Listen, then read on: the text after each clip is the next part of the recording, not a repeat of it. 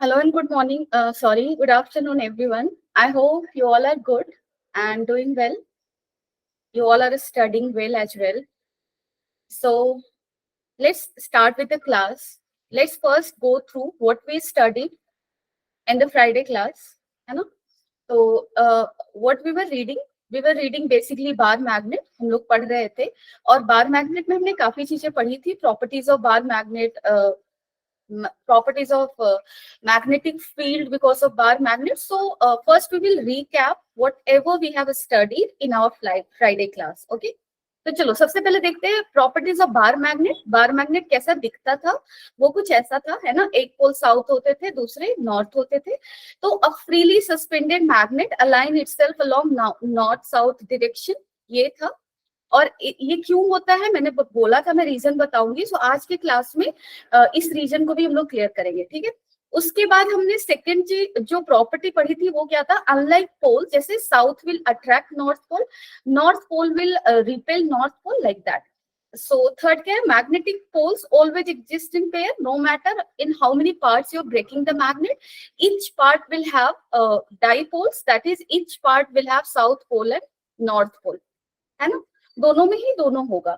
Now what is another thing, a magnet can induce magnetism in another magnetic substances, है ना. अगर आप लोगों ने संडे की क्लास की होगी, वीकेंड क्लासेस, तो उसमें मैंने बताया था हिस्टेरेसिस कर्व. तो वहां पे हम लोग सोलेनॉइड के अंदर मैग्नेटिक मटेरियल को रखकर उस मैग्नेटिक मटेरियल को मैग्नेटाइज कर रहे थे. तो it is quite possible, right. It attracts magnetic substances. We have seen that already. अब आप देखो प्रॉपर्टीज ऑफ मैग्नेटिक फील्ड क्या था. तो सबसे पहला प्रॉपर्टी जो सबसे प्रोमिनेंट है, सबसे इंपॉर्टेंट है, जो इसको इलेक्ट्रिक फील्ड से अलग करता है, वो है तुम्हारा कि मैग्नेटिक फील्ड जो है वो कंटिन्यूअस क्लोज लूप्स बनाते हैं. मैग्नेटिक फील्ड ऐसा हो सकता है, बट ऐसा इलेक्ट्रिक फील्ड नहीं हो सकता. रीजन भी already no. Tangent to the field line, अगर मुझे सपोज कर लो मैग्नेटिक फील्ड कुछ ऐसे दिया हुआ है, तो अगर मुझे किसी भी पॉइंट पे मैग्नेटिक फील्ड का डायरेक्शन बताना है, मैं कैसे बताऊंगी, उस पॉइंट पे I will draw the tangent in the direction of magnetic field. तो कुछ ऐसा, and this will give us the direction of magnetic field. Third क्या था तुम्हारा, जिस रीजन में मैग्नेटिक फील्ड लाइन ज्यादा क्राउडेड होगी, जैसे बार मैग्नेट के लिए मैंने बताया था कि जहां पे पोल्स होते हैं ना, वहां पे फील्ड लाइंस काफी ज्यादा कंसेंट्रेटेड होते हैं. Numbers of field line per unit area काफी ज्यादा होता है ना. तो इस रीजन में हमारा मैग्नेटिक फील्ड बहुत स्ट्रॉन्ग होगा, और इस रीजन में हमारा मैग्नेटिक फील्ड क्या होगा, वीकर होगा comparatively. So that is done. उसके बाद हमने ये पढ़ा था कि दो मैग्नेटिक फील्ड लाइन एक दूसरे को क्रॉस नहीं कर सकता, क्योंकि अगर एक दूसरे को क्रॉस करता है तो एक ही पॉइंट पे you will get two different directions of magnetic field which can't be true, है, क्योंकि एक पॉइंट पे मैग्नेटिक फील्ड का एक ही डायरेक्शन हो सकता है. उसके बाद हमने मैग्नेटिक बार मैग्नेट को एक डाइपोल की तरह पढ़ा था. तो हमने पढ़ा था कि उसके नॉर्थ पोल और साउथ पोल जो होते हैं वो पेरिफेरी पे नहीं लाई करते, थोड़े अंदर होते हैं, और उनके बीच का जो डिस्टेंस होता है उसको मैग्नेटिक लेंथ बोलते हैं. लेकिन उनके किनारे, लाइक उनके पेरिफेरी के बीच का जो डिस्टेंस होता है, that is your geographic length. And magnetic length bye geographic length का जो रेशियो था 0.85 के नियर अबाउट, है ना. इसके लिए हमने डाइपोल मोमेंट डिफाइन किया था. Magnetic dipole moment was equal to what, pole strength into distance between south pole and north pole, that is magnetic length. Done. And its direction is where, its direction is from south to north. Over. So this was this. Done. उसके बाद हमने पढ़ा magnetic field because of dipole. अगर हमारे पास dipole है तो उसकी वजह मैग्नेटिक बार है जो कि एक मैग्नेटिक डाइपोल है, तो उसकी वजह से डिफरेंट पॉइंट्स पे मैग्नेटिक फील्ड क्या होंगे. तो एक्सिस पे हमने पढ़ा था, एक्सिस पे मैग्नेटिक फील्ड क्या होगा, mu nought by 4π2m by r cube, where r is distance of this point from the point at which we are calculating the magnetic field, right? So, and direction of magnetic field here is in the direction of magnetic dipole, that is in this direction, that is from south to north, right? अगर हमने equator पे किसी भी point पे निकालना है, magnetic field will be opposite to the direction of magnetic dipole, that is north to south होगा. और यहाँ पे b का वैल्यू कितना जाने वाला है, mu nought by 4π m by R cube टन। फिर मैंने बताया था कि अगर कोई भी रैंडम पॉइंट पे तुम्हें अगर मैग्नेटिक फील्ड निकालनी है r डिस्टेंस पे तो कैसे निकालोगे। तो उसके लिए मैंने बताया था कि जो डाइपोल है उस डाइपोल को अगर ये एंगल थीटा दिया हुआ है तो इस डाइपोल को जो कि m है इसको ब्रेक कर दो इस डायरेक्शन में, इस डायरेक्शन में हो जाएगा m cos थीटा, इस डायरेक्शन में हो जाएगा m sin थीटा। उसके बाद मुझे कौन से पॉइंट पे मैग्नेटिक फील्ड निकालने हैं, इस पॉइंट पे। तो ये जो पॉइंट P है ये तुम्हारा m cos थीटा के लिए एक्सियल पॉइंट हो गया, m sin थीटा के लिए इक्वेटोरियल पॉइंट हो गया। डन। तो बिकॉज ऑफ मैग्नेटिक फील्ड यहाँ पे because of m cos theta इसी डायरेक्शन में होगा, कितना होगा mu nought by 4 pi 2m cos theta by r cube, है ना। और because of m sin theta किधर होगा, इससे ऑपोजिट, इस डाइपोल से ऑपोजिट डायरेक्शन में होगा क्योंकि ये इक्वेटोरियल पॉइंट है m sin थीटा के लिए। वैल्यू क्या होगा mu nought by 4 pi m sin theta by r cube. So this was always studied almost. उसके बाद मैंने बताया कि मैग्नेटिक डाइपोल को जब मैग्नेटिक फील्ड में रखते हैं, अगर मैग्नेटिक फील्ड यूनिफॉर्म है, if B is uniform, then I told you कि जो फोर्स लगेगा मैग्नेटिक फोर्स वो 0 होगा, ठीक है। If B is not uniform, in this case what will happen, magnetic force acting won't be 0, right? So this thing we studied. After that also I told you कि अगर मेरा magnetic dipole है इसमें force तो equal and opposite लग रहे हैं but torque लग सकते हैं, राइट। तो टॉर्क का वैल्यू क्या होगा m क्रॉस b, क्योंकि तुमने coupling of forces couple of forces पढ़े होगे ना तुम लोग, जैसे जिसमें फोर्स ऑपोजिट लगता है, equal and opposite. Net force तो 0 होता है लेकिन नेट टॉर्क क्या हो जाता है तुम्हारा, ऐड होता है, क्योंकि टॉर्क का डायरेक्शन देखो यहाँ पे सेम हो रहा है, ठीक है। That is why torque is here m cross b, यानी कि mv sin थीटा। तो आज के क्लास में लार्जली हम क्या पढ़ने वाले हैं, लार्जली मैं आज की क्लास में डिस्कस करूंगी magnetic field because of earth, sorry magnetic field on the surface of अर्थ, मतलब अर्थ मैग्नेटिज्म को हम लोग पढ़ने वाले हैं। लेकिन उससे पहले एक बहुत इंपॉर्टेंट टॉपिक देख लेते हैं, यहाँ से क्वेश्चंस काफी आते हैं। तो देखो potential energy of magnetic dipole we are going to read. Done. तो पोटेंशियल एनर्जी का फॉर्मूला क्या पढ़ते हो, माइनस m डॉट b, क्योंकि इलेक्ट्रिक डाइपोल के लिए पोटेंशियल एनर्जी ऑफ डाइपोल क्या था, minus p dot e। Done. तो ये रहा। अब देखो ये फॉर्मूला से ही सिर्फ काम नहीं होगा, तुम्हें थोड़ी सी चीजें और जाननी चाहिए, वो है तुम्हारा इक्विलिब्रियम, ठीक है। तो इक्विलिब्रियम कब होगा ये मुझे बताओ। इक्विलिब्रियम का मतलब क्या होता है, स्टेट ऑफ रेस्ट। कोई भी चीज रेस्ट में कब होगा, इक्विलिब्रियम तुम लोग जब पढ़ रहे होगे मैकेनिक्स में, तुम लोगों ने पढ़ा होगा इक्विलिब्रियम दो तरह का होता है। मोशन के टर्म में अगर बात करें तो एक होता है तुम्हारा ट्रांसलेशनल इक्विलिब्रियम और एक होता है रोटेशनल इक्विलिब्रियम। तो रोटेशनल ट्रांसलेशनल इक्विलिब्रियम का मतलब क्या कि जब बॉडी ट्रांसलेट नहीं कर रहा, यानी कि नेट फोर्स 0 लग रहा। रोटेशनल इक्विलिब्रियम का मतलब क्या, जब बॉडी रोटेट नहीं कर रहा, यानी कि नेट टॉर्क क्या लग रहा, 0। एंड ये सारे ही एक्सटर्नल टॉर्क से, एक्सटर्नल फोर्सेस, ये पढ़ा है। लेकिन यहाँ पे बात हम लोग कर रहे हैं टोटल इक्विलिब्रियम की, एब्सोल्यूट इक्विलिब्रियम की। तो टोटल इक्विलिब्रियम के लिए हमें क्या चाहिए, ये दोनों ही केसेस चाहिए। अगर मेरा नेट एक्सटर्नल फोर्स 0 है, नेट एक्सटर्नल टॉर्क 0 है, तब हम क्या कहेंगे, इस दोनों ही कंडीशन अगर सेटिस्फाई होगा, देन वी विल सी कि टोटल इक्विलिब्रियम। कहने का मतलब कंप्लीटली एट रेस्ट, इसको टोटल इक्विलिब्रियम ही क्या बुलाओगे, इसको बोलो कंप्लीटली इन रेस्ट, है ना। ना तो वो चल रहा है और ना ही वो घूम रहा है। तो ये इक्विलिब्रियम की बात हम करने जा रहे हैं, कंप्लीटली इन रेस्ट। ये कब होगा, तो अगर मेरा एक मैग्नेटिक डाइपोल अगर मैग्नेटिक फील्ड में रखा हुआ है तो टोटल इक्विलिब्रियम यानी कि कंप्लीटली इन रेस्ट वो कब होगा, जब उस पे नेट फोर्स 0 होगा, नेट टॉर्क 0 होगा। तुम्हें पता है नेट फोर्स 0 कब होता है, जब तुम्हारा बी यूनिफॉर्म होता है ना, ये पता है हमें। नेट टॉर्क 0 कब होगा, जब डाइपोल और मैग्नेटिक फील्ड के बीच का एंगल 0 हो या 180 डिग्री, ठीक है। यहां तक समझ गए। अब देखो इक्विलिब्रियम का मतलब मैंने क्या बोला, इक्विलिब्रियम का मतलब मैंने क्या बोला, मेरी राइटिंग पता है किसी दिन बहुत खूबसूरत दिखती है और किसी दिन इतनी बेकार हो जाती है ना, मैं भी समझ नहीं पाती ये कैसे होता है। किसी दिन बहुत सुंदर लिख पाती हूँ, तुम लोगों ने देखा होगा। सो इक्विलिब्रियम में क्या होगा, फोर्स 0 होगा, है ना। और यहाँ पे क्या होगा, टॉर्क 0 होगा। फोर्स 0 का एक ही कंडीशन था, बी यूनिफॉर्म, है ना। और टॉर्क जीरो होने का क्या कंडीशन होगा ये बताओ। सो टॉर्क जीरो होने के लिए क्या होना चाहिए, थीटा आइदर जीरो होगा, थीटा आइदर 180 होगा। ठीक है, तो देखो थीटा का यहाँ पे दो वैल्यू हो सकता है, 0 और 180। तो यहाँ से मुझे इक्विलिब्रियम दो तरह के मिलते हैं। डन। एक होता है, ध्यान से देखना, एक होता है इक्विलिब्रियम को दो तरह में मैं डिवाइड कर रही हूँ। एक होता है स्टेबल इक्विलिब्रियम, ठीक है, और दूसरा क्या होगा, तुम लोग पढ़े होगे, मैकेनिक्स में पढ़ा होगा तुम लोगों ने, and another is your unstable equilibrium.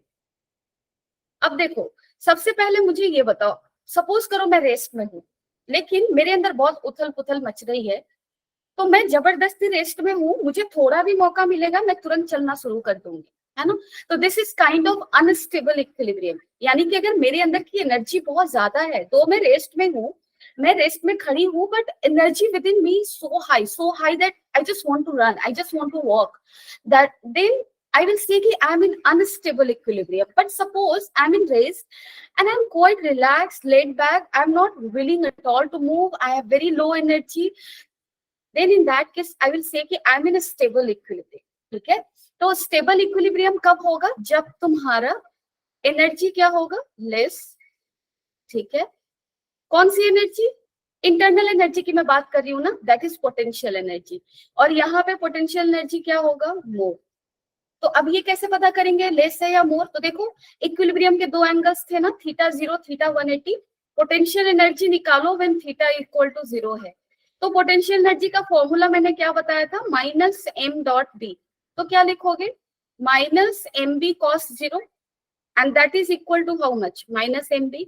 चलो अब पोटेंशियल एनर्जी निकालो थीटा इक्वल टू 180 डिग्री पे, तो क्या दिख रहा है, माइनस एम डॉट बी निकालो, क्या लिखोगे, minus M B cos 180। Cos 180 कितना होता है, -1, सो यहाँ पे कितना हो गया, एम बी। तो देखो जब थीटा 180 है तो एनर्जी जो है वो एम बी है, थीटा 0 है, एनर्जी माइनस एम बी है, यानी कि एनर्जी कम है, राइट। तो कहने का मतलब कि जब थीटा 0 होगा तो इक्विलिब्रियम कैसा होगा, चलो अब मैं यहाँ लिखती हूँ, थीटा 0 का मतलब स्टेबल इक्विलिब्रियम, ठीक है, थीटा 180 का मतलब अनस्टेबल इक्विलिब्रियम। और थीटा 0 का क्या मतलब है, थीटा 0 मतलब मेरा जो डाइपोल है वो मैग्नेटिक फील्ड के डायरेक्शन में है, तभी तो थीटा 0 है ना। और थीटा 180 का मतलब जब मेरा डाइपोल किधर है, किधर है, मैग्नेटिक फील्ड के ऑपोजिट डायरेक्शन में है। तो this is a case of a stable equilibrium and this is a case of unstable equilibrium. I hope it is clear, समझ में आ गया होगा तुम लोगों को कि डिफाइन कैसे कैसे करना है। डन। तो कल के क्लास में, संडे वाले क्लास में, वीकेंड क्लासेस में मैंने तुम लोगों को बताया था कि जब डाइपोल को मैग्नेटिक फील्ड में रखते हैं, है ना, तो हमारा जो डाइपोल है उसकी टेंडेंसी क्या होती है, एसएचएम परफॉर्म करने की। लेकिन कब उसकी टेंडेंसी एसएचएम परफॉर्म करने की होगी, अब ध्यान से देखो, जैसे स्टेबल इक्विलिब्रियम, ये वाला केस होगा स्टेबल का, ये वाला केस होगा किसका, अनस्टेबल का। स्टेबल का मतलब क्या होता है कि वो मोशन करना नहीं चाहेगा, वो रेस्ट में ही रहना चाहेगा, अगर तुमने उसको धक्का भी दिया ना तो वो वापस से अपने ओरिजिनल रेस्ट वाले पोजीशन में आना चाहेगा। यानी कि बहुत ही लेमन टर्म में अगर समझोगे तो ऐसे समझ सकते हो। तो देखो यानी कि if my dipole is at angle theta equal to 0 degree and suppose I'm disturbing it, so I'm moving it slightly by an angle d theta in this direction, then you know what will happen, what will happen, this magnetic field will apply a torque on it in this direction, क्योंकि ये stable equilibrium में है, ये वापस से अपने position पे आना चाहेगा। जैसे मैकेनिक्स में पढ़ा होगा कि अगर बॉल यहाँ है, इसको अगर थोड़ा सा इधर की तरफ पुश करते हो तो वो यहाँ जाएगा, लेकिन वो वापस यहीं आके गिर जाएगा, और फिर जब गिरेगा तो उसके पास कुछ एनर्जी होगी, उसकी वजह से वो यहाँ तक जाएगा, लेकिन वापस यहाँ आएगा। यानी कि it will perform SHM, it can perform periodic motion around it and also SHM if it satisfies the equation, right? तो कुछ ऐसा ही यहाँ भी है। तो कल के क्लास में मैंने बताया भी था तुम लोगों को, तो अब डिराइव करने की जरूरत है नहीं। तो मेरा फाइनल इक्वेशन क्या आया था, टाउ इक्वल टू मैंने लिखा था ना minus M B sine theta. Sine theta को क्या लिख दिया था, थीटा। क्यों लिखा था, क्योंकि काफी स्मॉल डिस्प्लेसमेंट लिया है, माइनस क्यों लिखा था? क्योंकि टाउ और थीटा ऑपोजिट है, तो यहाँ पे टाउ को क्या लिखा था हमने? आई alpha, I is moment of inertia, and alpha is equal to what? Minus mb by I theta. This is a equation of angular acceleration, right? Alpha is directly proportional to what? Theta. So alpha is equal to minus omega square theta. तो omega का value क्या हो जाएगा? Root under mb by I. तो time period क्या होगा?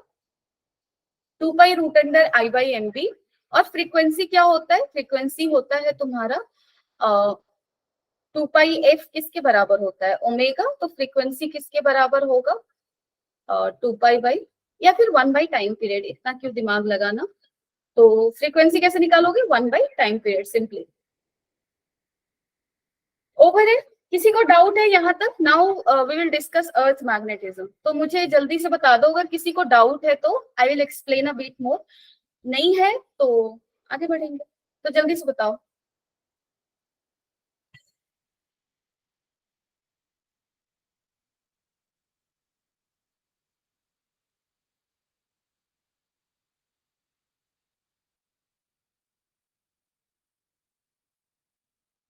कोई message नहीं, nothing.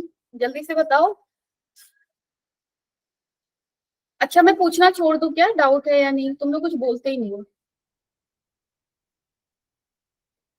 I'm not asking as just as a formality, you know. I really want you to tell me if you have any doubt. If not, then tell me no. बड़े ही आलसी हो तुम लोग. आधे लोग अभी नींद में होंगे पता है. After lunch they must be sleeping in their hostel. और हॉस्टल से जबरदस्ती आनी पड़ती है ना, अटेंडेंस होता है ये वो. बहुत लफड़ा है यार नवोदय में. तो बहुत दुख में हो तुम लोग. अब उस दुख में यहाँ आकर बैठ गए हो, नींद आ रही होगी, आंखें खोल खोल कर देखने की कोशिश कर रहे होगे. उससे बीच में मैं बोल रही हूँ मैसेज करो. कितना मुश्किल काम दे रही हूँ ना तुम लोगों को. चलो किसी ने तो लिखा नो मैम. डन. और सारे सो रहे.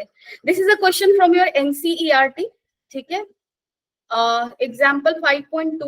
This is a very important question if you really want to understand a stable, unstable equilibrium kind of thing. तो ये ना मैं होमवर्क की तरह डाल रही हूँ. ठीक है. So you will do this. Example 5.2. और जितने लोग भी interested हो to really understand things, they will go to the question and do it. और सबको ही करना है. चलो. Now do this question. Approximately what will be the answer? Just approx answer you need to give me. मतलब which whatever you will get, that will be closest to which option.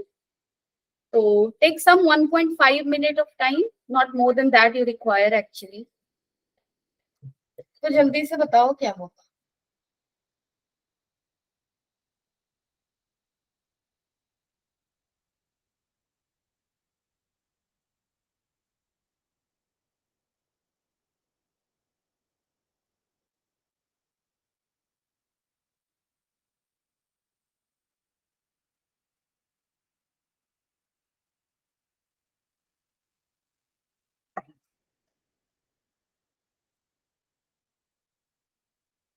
I'm here only. If you have any doubt, you can write to me as well.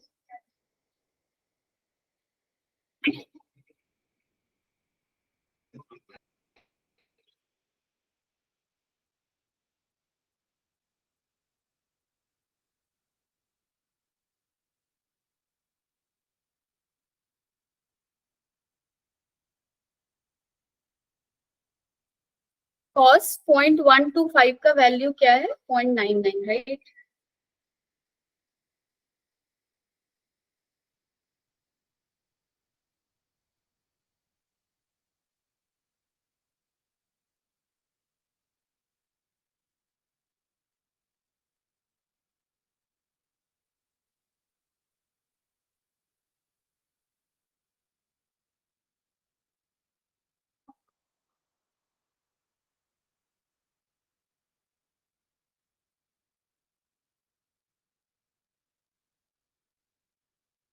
Yes, more 30 seconds. Nothing you need to do. You just need to put the values. It will take less than 1 minute. What you people are doing?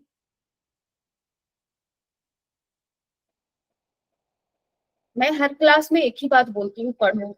और हर class में तुम लोग एक ही चीज decide करते हो, ma'am को बोलने दो, अपने काम पे कंसंट्रेट करते हैं, कुछ ऐसा सोचते हो तुम लोग।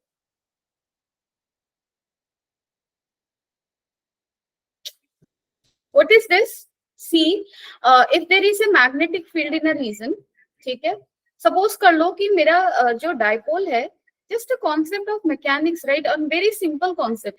अगर मेरा डाइपोल है इनिशियली थीटा एंगल पे है, थीटा 1 पे है, suppose initially dipole is making an angle of theta 1 with the magnetic field, so initial potential energy क्या लिखोगे? Minus PE, sorry minus B, sorry मैं इलेक्ट्रिक फील्ड के लिए लिख रही थी। So what will be the initial potential energy? It will be your minus mb cos theta 1. Now what you are doing, suppose you are rotating it and final angle that it is making with the magnetic field is this, and this is theta 2. So dipole को हमने इधर ऐसे rotate कर दिया. What will be the final potential energy? Minus M B cos theta 2. Now अगर question पूछता है कि वर्क डन बताओ, इस डाइपोल को थीटा 1 से थीटा 2 एंगल तक ले जाने में जो वर्क हुआ है, लेट मी नो दैट. तो वर्क डन कैसे निकालते हैं हम लोग? Change in potential energy we can write. Done. So work done क्या होगा? Change in potential energy. Final minus क्या करोगे? इनिशियल. तो वही तो यहाँ पे भी करना है ना. तो अगर फाइनल माइनस इनिशियल करोगे तो क्या होगा? Minus M B cos theta 2 plus M B cos theta 1, है ना.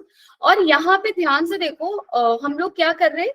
Work done for reversing the direction of magnetic moment. We are reversing its direction, यानी कि initially my dipole is in this sense and finally my dipole is in this sense. We are reversing its direction. 180 degree से rotate कर रहे हैं, ठीक है. तो initial angle अगर थीटा इक्वल टू 0 है तो फाइनल एंगल तुम्हारा क्या होगा? 180 degree. So this is minus M B cos 180 plus M B cos 0. Cos 180 कितना होता है? -1. सो -1 इंटू -1 1 एम बी हो जाएगा, ये भी एम बी हो जाएगा. तो वर्क डन कितना होगा? 2 एम बी. अब तुम क्या करो? वैल्यूज को पुट कर दो, सिंपल सी बात है. तो वैल्यूज को पुट करो. कितने टाइम पे तुम्हें वर्क डन निकालना था? 1 सेकेंड पे. 1 सेकेंड क्यों दिया हुआ है? क्योंकि यहाँ पे जो मैग्नेटिक फील्ड है that is not a constant, that is a variable. So work done को क्या लिखोगे? 2 इंटू एम का वैल्यू क्या है? 10 to the power -2 into magnetic field at 1 second. तो मैग्नेटिक फील्ड एट 1 सेकेंड कितना होगा? कॉस ओमेगा का वैल्यू पुट करो, दैट इज 0.125 इंटू 1 सेकेंड. इतना होगा, है ना. So 2 into 10 to the power -2 into cos 0.125, ये कितना होगा? 0.99. इसको अगर मल्टीप्लाई करोगे तो कितना जाएगा? ये कुछ जाएगा 1.98 इंटू 10 टू द पावर -2. अगर इसको और लिखोगे तो कैसे जाएगा? ये 0.0,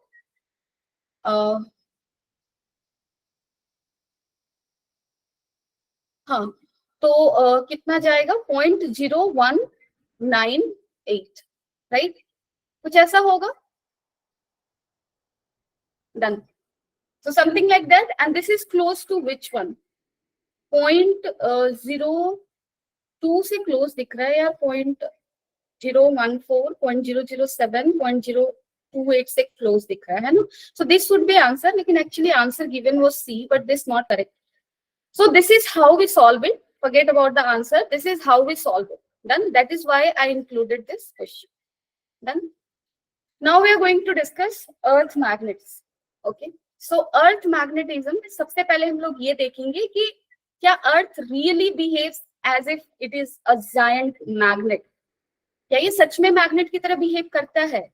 तो करता है. इसके बहुत सारे प्रूफ मिले हैं. Some proofs we will see just now. लेकिन उससे पहले हम ये सोच देखने की कोशिश करते हैं, क्योंकि अब तक तो हमें पता है कि अर्थ एक मैग्नेट की तरह बिहेव करता है. What is the reason? Reason is what? तो रीजन बेसिकली एक दो है, but the most prominent one, the one that is given in your NCERT is that कि जो हमारा अर्थ का जो कोर होता है ना, कोर काफी अंदर है, उसके अंदर की टेम्परेचर क्या होती है, काफी हाई होती है।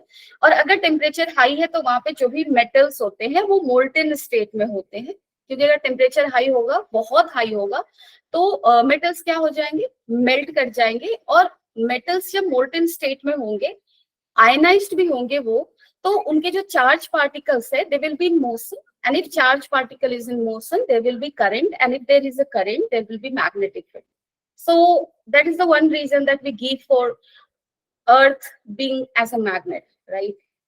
तो ये एक रीजन है. अब देखो प्रूफ क्या क्या, बहुत सारे प्रूफ है, लेकिन जो मैं रीजन देना चाहती थी, तुम लोगों को याद होगा जब मैं प्रॉपर्टीज ऑफ बार मैग्नेट पढ़ा रही थी, जब भी तुम अर्थ के सरफेस पे हो, तुम अपने हाथ में एक बार मैग्नेट लो, तुम हमेशा ही देखोगे कि जो बार मैग्नेट होता है वो नॉर्थ साउथ डायरेक्शन में डायरेक्शन में अलाइन हो जाता है. ऐसा क्यों होता है? वो ईस्ट वेस्ट डायरेक्शन क्यों नहीं लेता, वो और कोई डायरेक्शन क्यों नहीं लेता? तो इसका सिंपल रीजन ये है कि ये होता है अर्थ के अराउंड मैग्नेटिक फील्ड जो प्रेजेंट है ना, उसकी वजह से. अब उसकी वजह से वो नॉर्थ साउथ डायरेक्शन में ही क्यों जाता है, ये हम आगे देखते हैं.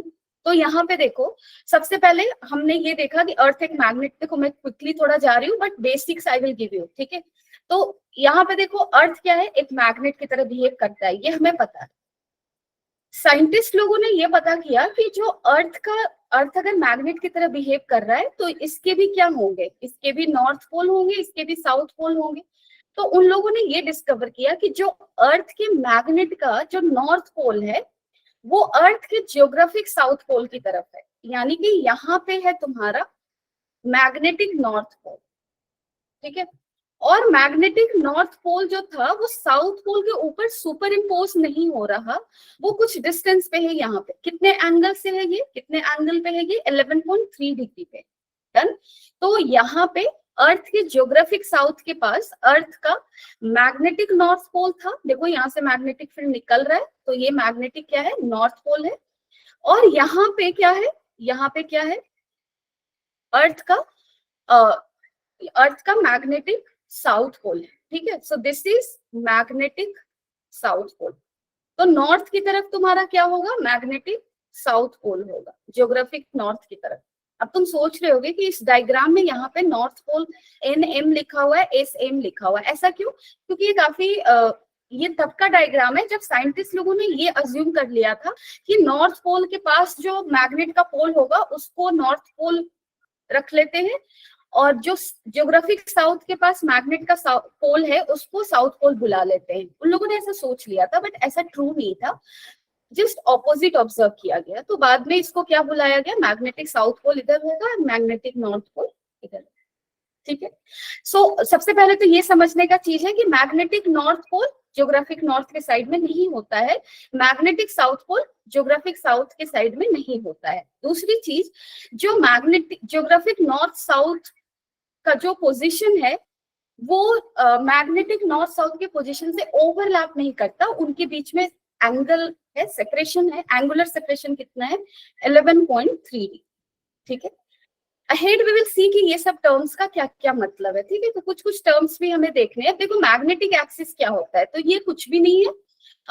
अर्थ के मैग्नेट का जो साउथ पोल है और अर्थ के मैग्नेट का जो नॉर्थ पोल है, इन दोनों को जो वर्टिकल लाइन जो ज्वाइन कर रहा है उसी को हम क्या बोलते हैं, magnetic axis. And this magnetic axis is making an angle of 11.3 degree with the geographic axis of Earth. Geographic axis क्या होगा, जो अर्थ के जियोग्राफिक नॉर्थ और साउथ से पास करता हुआ वर्टिकल लाइन होगा, उसको क्या बोलेंगे, जियोग्राफिक एक्सिस, राइट? तो ये सारे टर्म्स है यार. What is magnetic meridian? Now देखो मैग्नेटिक मेरिडियन ये कोई लाइन नहीं है, ये एक प्लेन है. सबसे पहले याद रखना कि ये तुम्हारा क्या होता है, एक प्लेन होता है. So this is a plane. और ये कैसा प्लेन है, this is a vertical plane, ठीक है? ये एक वर्टिकल प्लेन है. इस प्लेन की खासियत क्या है, इस प्लेन में तुम्हारा किसी भी पॉइंट पे तुम मैग्नेटिक मेरिडियन बना सकते हो, अर्थ के किसी भी पॉइंट पे, ठीक है? तो किसी भी इस पॉइंट पे अगर तुम मैग्नेटिक मेरिडियन बना रहे हो, इसका मतलब इस पॉइंट से पास करता हुआ एक प्लेन बनाओगे. जो कि वर्टिकल प्लेन होगा। वर्टिकल प्लेन का कहने का मतलब वो प्लेन जो अर्थ के सेंटर को भी कंटेन करेगा, है ना, ये वर्टिकल प्लेन। ठीक है, इसकी खासियत, मेन खासियत क्या होगी कि इस प्लेन में इस पॉइंट पे, मतलब इस प्लेन में जो है वो मैग्नेटिक नॉर्थ साउथ कंटेन होगा, उसमें रहेगा। अब तुम ये मत सोचना कि मैग्नेटिक नॉर्थ तो साउथ तो यहाँ है, मैग्नेटिक नॉर्थ यहाँ है, तो फिर मैम ने मैग्नेटिक मेरिडियन का प्लेन तो यहाँ बनाया है, इसमें मैग्नेटिक नॉर्थ साउथ कैसे आ गया। डन। तो एक्चुअल बात ये है कि देखो, अर्थ के अगर तुम पोल पे हो, यहाँ पे हो, तो लाइक अर्थ के डिफरेंट डिफरेंट पॉइंट्स पे तुम्हारा जो मैग्नेटिक फील्ड का वैल्यू होता है ना, वो डिफरेंट डिफरेंट होता है। ठीक है, तो यहाँ पे भी अगर सपोज कर लो, ये पॉइंट, मेरी ज्योग्राफी बहुत खराब है, मैं पहले बता दूं, तो इसलिए मैं इसको कोई कंट्री का नाम नहीं दे सकती, क्योंकि ब्लंडर मैं कर सकती हूँ। यहाँ पे देखो, अगर इस कंट्री का नाम सपोज कर लो एबीसी है, तो एबीसी कंट्री में भी क्या होगा, मैग्नेटिक फील्ड प्रेजेंट होगा, उस मैग्नेटिक फील्ड का डायरेक्शन होगा। डन। और उस मैग्नेटिक फील्ड का साउथ नॉर्थ पोल होगा, है ना, वो मैग्नेटिक फील्ड, समझ रहे हो। तो वो जो साउथ नॉर्थ है वो इसी प्लेन में कंटेन रहेगा, उसी को हम क्या बोलेंगे, मैग्नेटिक मेरिडियन। तो सबसे पहले magnetic meridian is a plane, it is a vertical plane and it contains north and south pole of magnet at a certain point on the earth. ठीक है, तो ज्यादा इमेजिन करोगे तो अभी के लिए हो सकता है कंफ्यूज हो जाओ, इसके लिए तुम्हें थॉरली और खुद से भी पढ़ने की जरूरत है, बट थिंग इसकी बेसिक टर्म्स अगर तुम्हें पता है तो ज्यादा दिमाग लगाने की जरूरत भी नहीं है, क्योंकि क्वेश्चन काफी सिंपल आएंगे। ठीक है, तो मैग्नेटिक इक्वेटर क्या होता है, मैग्नेटिक इक्वेटर तुम्हारा होगा जो मैग्नेटिक मेरिडियन जो हम लोग बना रहे थे ना, सपोज कर लो इस पॉइंट पे मैं मैग्नेटिक मेरिडियन बना रही हूँ, तो यहाँ से एक प्लेन पास करूंगी, ये लाइन नहीं, प्लेन, तो प्लेन कुछ इस टाइप का दिखेगा, लेकिन वो यहाँ से पास होगा, समझ रहे हो। तो इस प्लेन से जो परपेंडिकुलर प्लेन है, that contains the equator of the earth almost, that is your what, magnetic equator। तो ये ज्यादा सिग्निफिकेंट नहीं है, ये मैंने बस यूं ही लिख दिया था, तो इसको हटाओ। Now understanding earth's magnetic field component, ये हमारे लिए डिस्कशन काफी इंपॉर्टेंट है। जैसे अब देखो यहाँ पे क्या हो रहा है, अर्थ के मैग्नेटिक फील्ड को मैंने ऐसे बनाया, नॉर्थ पोल किधर होगा, ज्योग्राफिक साउथ की तरफ, अर्थ के मैग्नेट का साउथ पोल किधर होगा, ज्योग्राफिक नॉर्थ की तरफ, कुछ ऐसा होगा। अब सपोज करो मैं अर्थ के इस पॉइंट पे खड़ी हूँ। डन। मुझे पता करना है इस पॉइंट पे मैग्नेटिक फील्ड किधर है। डन। तो कंफ्यूज नहीं होना है, किधर होगा, टेंजेंट बनाएंगे, क्योंकि फील्ड लाइंस तो बना हुआ है, तो टेंजेंट बनाएंगे। तो तुम टेंजेंट बनाओ, टेंजेंट बनाओगे तो इधर जाएगा टेंजेंट, कुछ ऐसे जाएगा, है ना, रफली ऐसे गया। तो ये हो गया तुम्हारा मैग्नेटिक फील्ड का direction at this point. Now we have to learn कि इस पॉइंट पे नेट मैग्नेटिक फील्ड यही हुआ ना, है ना, नेट मैग्नेटिक फील्ड इधर हुआ। डन। अब देखो, इस मैग्नेटिक फील्ड के दो कंपोनेंट हमें पढ़ने होते हैं, एक होता है towards the centre of earth और दूसरा होता है along the surface of earth. तो along the surface of earth कहने का मतलब क्या होगा, सरफेस इधर की तरफ, और towards the centre of earth कहने का मतलब इधर की तरफ। तो इस बी का ये एंगल सपोज कर लो थीटा है, और नेट मैग्नेटिक फील्ड बी है। तो horizontal component of earth magnetic field कितना होगा, B cos theta. Vertical component of earth magnetic field क्या होगा at this point, B sine theta, है ना। तो ये दो चीजें तुम्हें पढ़नी है, that is B H and B V, horizontal component of earth magnetic field and vertical component of earth magnetic field. ठीक है, यहाँ पे तुम्हें क्या क्या चीजें याद रखनी है वो मैं बताती हूँ। जैसे अगर तुमसे कोई पूछेगा कि बी एच का डायरेक्शन किधर है, बीवी का डायरेक्शन तो towards the centre of earth है, ठीक है, बीच का डायरेक्शन किधर है, कहोगे along the surface of earth, लेकिन इस पॉइंट पे सरफेस का डायरेक्शन इधर भी हो सकता है ना, इधर है, लेकिन इधर कहने का मतलब, अब तुम ध्यान से देखना जो मैं दिखा रही हूँ इधर, ये देखो, ये जो अर्थ का ये पॉइंट है ना, यहाँ पे ज्योग्राफिक साउथ किधर होगा, इधर, ज्योग्राफिक नॉर्थ किधर होगा, इधर, इधर हो जाएगा तुम्हारा सॉरी ईस्ट, और इधर हो जाएगा वेस्ट, ऐसे कह सकते हैं, है ना। तो इस पॉइंट पे जो मैग्नेटिक फील्ड है, हॉरिजॉन्टल मैग्नेटिक फील्ड है BH, वो किधर है, साउथ से नॉर्थ है। तो BH का डायरेक्शन हमेशा ही किधर होगा, साउथ से नॉर्थ, ज्योग्राफिक साउथ से नॉर्थ, ठीक है। BH का डायरेक्शन, BV का डायरेक्शन किधर है, towards centre of earth, towards centre of earth, correct. किसी को ये डायग्राम समझने में प्रॉब्लम है, प्लीज इसको अगर नहीं समझ में आया है तो प्लीज डू आस्क मी, क्योंकि तुम्हें ये समझना बहुत जरूरी है, क्वेश्चन यहाँ से ही उठता है। और this point is very important कि तुम अर्थ के किसी भी एक पॉइंट को पकड़ के उस पॉइंट पे मैग्नेटिक फील्ड का नेट डायरेक्शन ड्रॉ करना, उसको कंपोनेंट में ब्रेक करना, डायरेक्शन को आइडेंटिफाई करना, ठीक है। अभी तक मैंने जो भी यहाँ पे बताया, किसी को भी डाउट है अर्थ मैग्नेटिज्म में तो पूछो, प्लीज डू आस्क।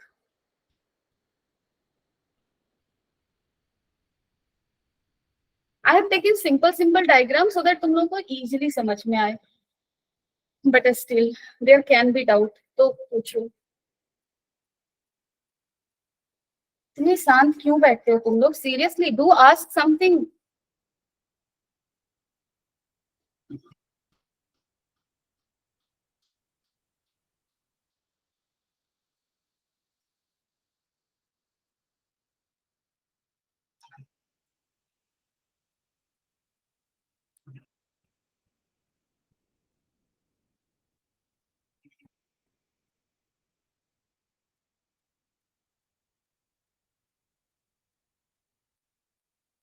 उदय, कोई डाउट नहीं है, okay, and no one having any doubt?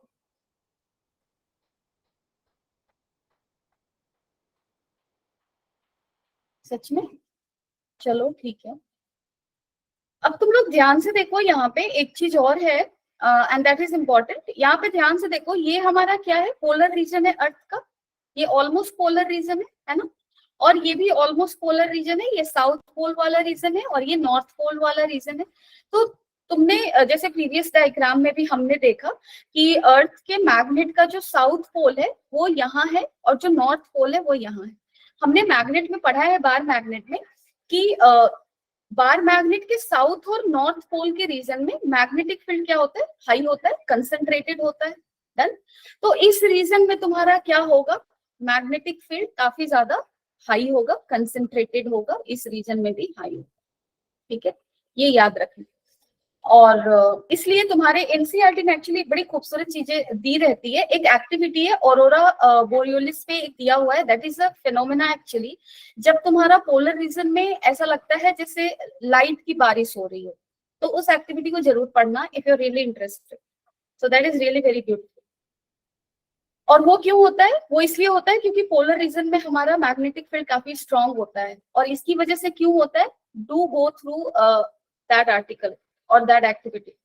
तो यहाँ पे ये चीजें हमने देख ली, BH BV देख लिया, डायरेक्शन पता कर लिया, अब हमें सब कुछ पता है। अब देखो यहाँ पे मैंने ये बनाया, ये क्या बनाया मैंने, तो ये है तुम्हारा ज्योग्राफिक मेरिडियन। मैंने बोला ना, जो किसी भी अर्थ के किसी भी पॉइंट पे मैग्नेटिक फील्ड, जैसे यहाँ पे अर्थ के इस पॉइंट पे मैग्नेटिक फील्ड नेट इधर था, तो ये नेट मैग्नेटिक फील्ड किस प्लेन में होगा, इस पॉइंट पे जो मैग्नेटिक मेरिडियन होगा उस प्लेन में होगा, ठीक है, समझ रहे हो। तो यहाँ पे जो मैंने बनाया है, sorry this is not geographic actually, उसी पॉइंट के लिए मैंने ये मैग्नेटिक मेरिडियन ले लिया, ठीक है। So this is a vertical plane passing through that point containing net magnetic field. तो देखो इसी प्लेन में हमारा नेट मैग्नेटिक फील्ड है, ये सेंटर ऑफ सॉरी नहीं, सेंटर ऑफ अर्थ इधर ले लो, इसको सेंटर ऑफ अर्थ मान लो, ठीक है, ये वाला पॉइंट, ये है नेट मैग्नेटिक फील्ड का direction, this point is nothing, okay. ये डायग्राम बनाने का भी आइडिया होना चाहिए। तो ये है मेरा नेट मैग्नेटिक फील्ड, तो this must be like this, ये जो नेट बनाया था वही है ये, ठीक है। अब आप देखो ये जो प्लेन मैंने बनाया है ये कौन सी प्लेन है, तो ये है तुम्हारा जियोग्राफिक मेरिडियन, ज्योग्राफिक मेरिडियन। कहने का मतलब कि इस पॉइंट पे देखो, नॉर्थ ज्योग्राफिक नॉर्थ साउथ इधर था ना, तो इस नॉर्थ साउथ को कंटेन करने वाला जो वर्टिकल प्लेन है उसको क्या बुला रहे हैं हम लोग, ज्योग्राफिक प्लेन। तो ये ऐसा है, तुम्हें चिंता करने की ज्यादा जरूरत नहीं है। तुम्हें बस इतना याद रखना है कि मैग्नेटिक मेरिडियन क्या होता है, vertical plane containing net magnetic field at any point on the earth surface, right. उसी तरह से ज्योग्राफिक मेरिडियन क्या होता है, vertical plane containing geographic north south at any point on the earth surface, right. तो ये ज्योग्राफिक मेरिडियन हो गया, ये मैग्नेटिक मेरिडियन हो गया, नेट मैग्नेटिक फील्ड ये हो गया। इसको अर्थ के सरफेस की तरह ट्रीट करो, अर्थ सरफेस है, ठीक है। और ये है तुम्हारा सेंटर ऑफ द अर्थ। तो इस मैग्नेटिक फील्ड का दो कंपोनेंट मैंने बताया ना, एक BH बताया और दूसरा BV। तो BH इधर होगा और BV towards the centre of earth, तो ये इधर हो गया, ठीक है, डन। अब यहाँ पे देखो दो टर्म्स हमें पढ़ने हैं, मैग्नेटिक मेरिडियन और ज्योग्राफिक मेरिडियन के बीच का जो एंगल होता है उसको हम लोग क्या बुलाते हैं, फर्स्ट थिंग। सेकेंड थिंग, ये जो बी नेट है वो अर्थ के सरफेस से कितना एंगल बना रहा है उसको एक टर्म देते हैं, पर्टिकुलर टर्म, जिसको डिप बुलाएंगे, इसको डिक्लिनेशन बुलाएंगे, ठीक है। तो ये हम लोग आगे देखते हैं, डन। तो यहाँ पे देखो, angle between magnetic meridian and geographic meridian, यानी कि this angle at a place is declination, this is what, याद रखना ये टर्म है, इंक्लिनेशन नहीं है, याद रखना, this is declination. Okay, so this is this angle. अब एक चीज और याद रखना कि ये जो डिक्लिनेशन है अर्थ के डिफरेंट डिफरेंट पॉइंट्स पे अलग अलग होंगे, डन, वो अलग अलग होगा। तो it varies from place to place. अब हम लोग आते हैं कहाँ, angle between horizontal component of earth magnetic field. चलो इसको पढ़ने की जरूरत नहीं है, यहाँ पे नेट मैग्नेटिक फील्ड था, और ये अर्थ के सरफेस से जो एंगल बनाता है इस डायरेक्शन से, इस एंगल को क्या बुलाते हैं हम लोग, इस एंगल को डिप बुलाते हैं। और क्या बुला सकते हैं, इंक्लिनेशन। तो देखो, डिक्लिनेशन और इंक्लिनेशन में कंफ्यूज नहीं होना है। Inclination is what, dip. Declination is what? Angle between magnetic meridian and geographic meridian at a certain point on the earth surface. ठीक है, these are two things. चलो इस क्वेश्चन को करने से पहले एक चीज मैं और बताना चाहूंगी डायग्राम के थ्रू। तो यहाँ पे आते हैं फिर से डायग्राम में। चलो, क्योंकि अब हमें क्या है, अर्थ के मैग्नेटिक फील्ड का आइडिया हो गया, तो अब मैं तुमसे कुछ कुछ क्वेश्चंस पूछूंगी, ठीक है। तो चलो यहाँ पे आते हैं। अब मैं तुमसे ये क्वेश्चन पूछना चाहती हूँ कि जैसे मैंने पहली बार बोला था कि जब मैग्नेटिक नीडल को हम लोग, सपोज कर लो, चलो अब क्वेश्चन वर्बली बताना मुझे। सपोज तुम यहाँ खड़े हो और एक पर्सन यहाँ खड़ा है, एक पर्सन यहाँ खड़ा है। तो मेरा क्वेश्चन ये है कि चलो ये पर्सन को हटा दो अभी के लिए, अभी और इजी रखते हैं। ये दोनों पर्सन है, ठीक है। इन दोनों पर्सन के हाथ में क्या है, एक मैग्नेटिक नीडल है, ठीक है। वो मैग्नेटिक नीडल किस डायरेक्शन में अलाइन रहेगा, ये मुझे बताओ। ये पर्सन 1 है, ये पर्सन 2 है। तो 1 और 2 के लिए तुम लोग मुझे आंसर करो।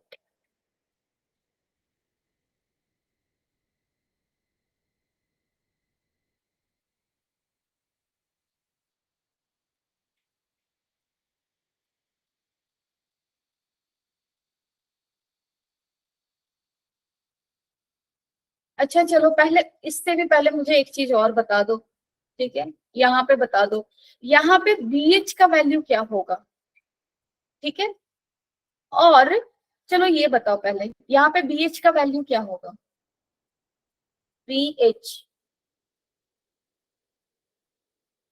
आई want answers in the chat section, क्योंकि क्वेश्चन तो वो जो भी है वो फॉर्मूला बेस्ड है, that you will do, but you need to understand basic basic points. तो मुझे ये बताओ, ये पोलर रीजन की मैं बात कर रही हूँ, अगर तुम पोलर रीजन के नियर अबाउट हो तो BH का वैल्यू क्या होगा।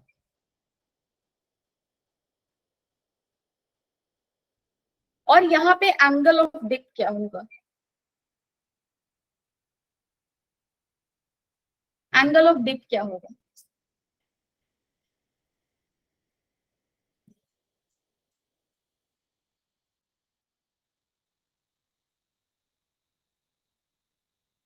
नहीं समझ में आ रहा, तो देखो कोई बात नहीं, एक्चुअली थोड़ा इसको और समझते हैं। यहाँ पे देखो, पोल पे देखो मैग्नेटिक फील्ड कैसे जा रहा है, ऐसे।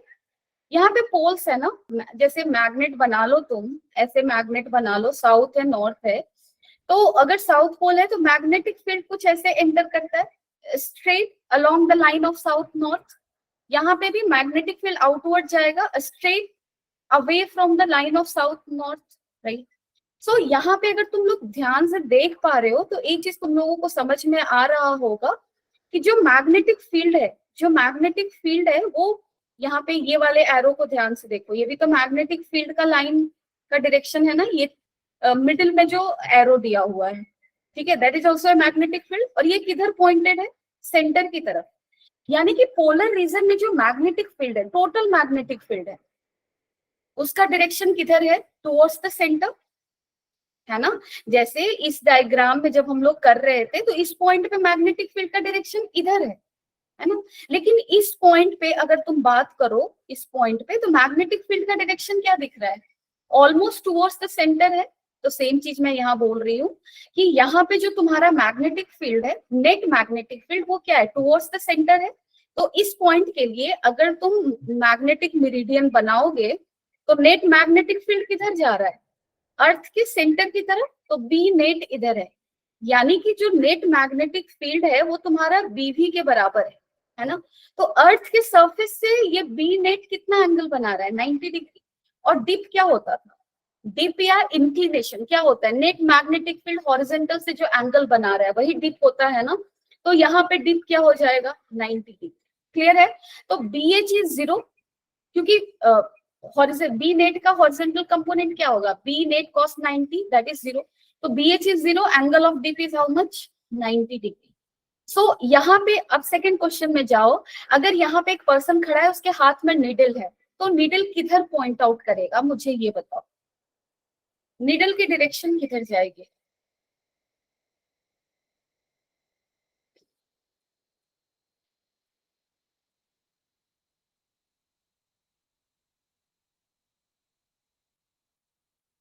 बोलो।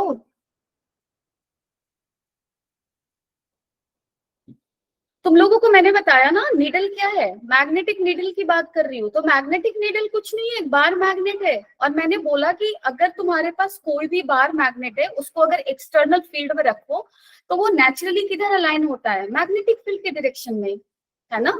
तो यहाँ पे अर्थ का magnetic field is external magnetic field, और मेरे हाथ में एक नीडल है, that is a bar magnet. तो बार मैग्नेट किस डायरेक्शन में अलाइन होगा, यस उदय, फील्ड की डायरेक्शन में, डन है। तो इसलिए नॉर्थ साउथ डायरेक्शन में पॉइंट आउट कर रहा है ना। अब समझ पा रहे हो तुम लोग, जैसे यहाँ पे जो तुम्हारा ऐसे निडल होगा, तो मैग्नेटिक फील्ड के डायरेक्शन में इसका डाइपोल अलाइन करेगा, है ना। और डाइपोल का डायरेक्शन ऐसे साउथ नॉर्थ लोगे, तो अगर मैं निडल को ऐसे, अगर डाइपोल ऐसे दिखाऊं निडल को, तो निडल मेरा कुछ ऐसे पॉइंट आउट कर जाएगा, है ना। यानी कि ज्योग्राफिक नॉर्थ से साउथ की तरफ पॉइंट कर रहा है वो, है ना। तो इसलिए हम अक्सर कह रहे थे क्या, यहाँ पे प्रॉपर्टी में हमने लिखा था कि freely suspended magnet aligns itself along north south direction, ठीक है, that is why I said. Now is it clear. तो तुम किसी भी पॉइंट के लिए इसको ट्राई कर सकते हो। Done? अब मैं तुम लोगों को देखो, ये कॉन्सेप्ट को थोड़ा सा अच्छे से ग्रास्प करने के लिए जरूरी क्या है कि एनसीईआरटी में जितने क्वेश्चन दिए हुए उसमें एक्टिविटीज में पोलर रीजन में निडल को ले जाएंगे, इक्वेटर पे निडल को ले जाएंगे, तो क्या क्या होगा उसके बारे में भी बातें की गई है। तो तुम लोग उसको पढ़ के आना, ठीक है। कल के क्लास में, नेक्स्ट क्लास में मैं सबसे पहले इस पे कुछ क्वेश्चंस रखूंगी जिसको तुम्हें आंसर करना होगा। उसके बाद I will move on to electromagnetic induction, ठीक है। तो चलो पहले ये क्वेश्चन कर लेते हैं। तो बेसिक्स मैंने तुम लोगों को बता दिए हैं, अब ये क्वेश्चन करके बताओ क्या होगा। टेक सम 1.5 मिनट और आंसर करो।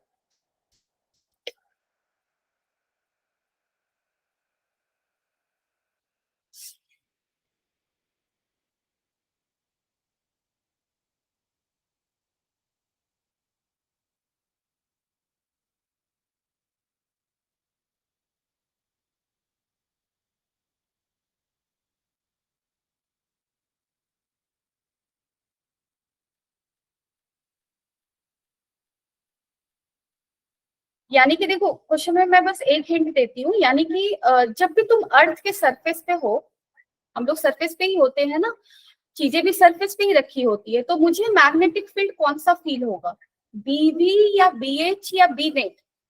अगर मैं अर्थ के सरफेस पे हूँ तो मुझे मैग्नेटिक फील्ड कौन सा फील होगा, बी नेट, बीवी या बीएच?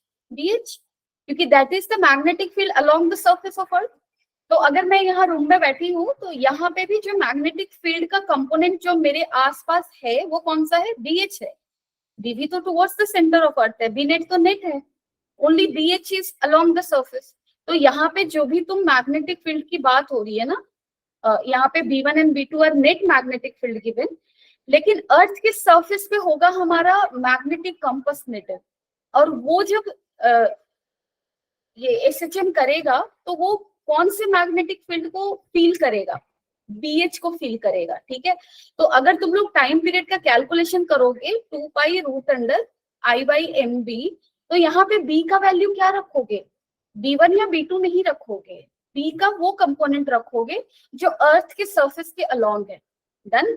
तो अगर तुम्हें क्वेश्चन में बी नेट दिया हुआ है यानी कि ये दिया हुआ है, और एंगल ऑफ डिप दिया हुआ है यानी कि ये दिया हुआ है, तो BH इधर ही होता है ना, इधर होता है तुम्हारा BV, है ना। तो you can calculate, and in the question what is given, oscillation number is given 30 times per minute, यानी कि in 16 second how many oscillation, 30.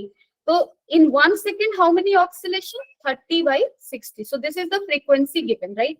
So frequency is given for both the needles, and both these needles are at different point of the earth, that is why their dip is what, different. तो अब calculate करके बताओ क्या आ रहा है, जल्दी से बताओ किसका क्या आ रहा है।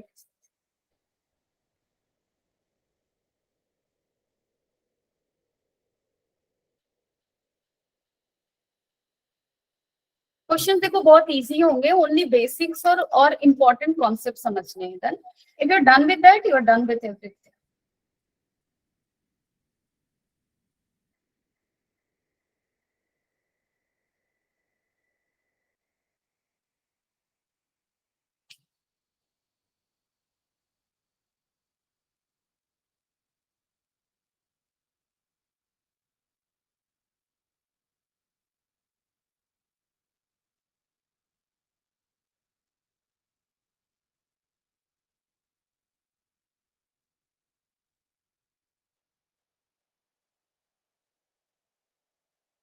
हो गया। फ्रीक्वेंसी फॉर फर्स्ट लिखो कितना है, फ्रीक्वेंसी फॉर सेकंड कितना है। फर्स्ट के लिए फ्रीक्वेंसी कितना है, 30/60। सेकंड के लिए कितना है तुम्हारा, 40/60। और फ्रीक्वेंसी का फॉर्मूला क्या होगा, फ्रीक्वेंसी का फॉर्मूला क्या होगा, जैसे 2πf इक्वल टू क्या होता है, ओमेगा, और ओमेगा इज इक्वल टू क्या होता है तुम्हारा, MB/I, अभी अभी हमने पढ़ा था। तो f क्या हो जाएगा तुम्हारा, 1/2π रूट अंडर MB/I।